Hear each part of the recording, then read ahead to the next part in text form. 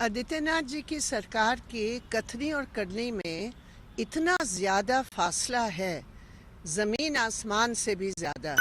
और वो कहते कुछ और करते कुछ हैं, इसलिए उनके कहने से कोई भी क्रेडिबिलिटी उसकी सरकार से बन नहीं सकती है। अभी हाथरस कांड में अभी तक उस पीड़िता को न्याय दिलवाने की बजाय वो हर जगह बाधा पैदा कर रहे हैं। इसलिए उनकी कथनी पर एक बात है, लेकिन जो वो करते हैं ना, वो बिल्कुल उसकी विपरीत है। ये दो बातें हैं इसमें। पहली बात ये है कि जो सरकार ने सीबीआई को रेफरेंस किया है, टर्म्स ऑफ रेफरेंस, उसमें बहुत गलत किया है कि इसकी बजाय कि सीबीआई की पूरी फोकस उस पीड़िता को न्याय दिलवाने के लिए हो, सच्चाई को निकालने की हो, उन्होंने बराबर का दर्जा दिया उनकी तथाकथित थ्योरी जो साजिश की है।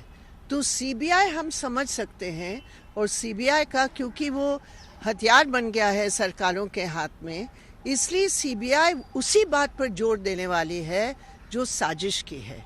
और हम ये समझते हैं, दूसरी जो बात है कि इलाहाबाद हाई कोर्ट ने जब ऑलरेडी इस केस की कॉग्निजेंस लेकर ऑलरेडी परिवार वहाँ पेश होकर अपना बयान बहुत स्पष्ट रूप में दिया, अभी सरकार जो प्रदेश सरकार है वो सुप्रीम कोर्ट की क्यों बात कर रहे हैं?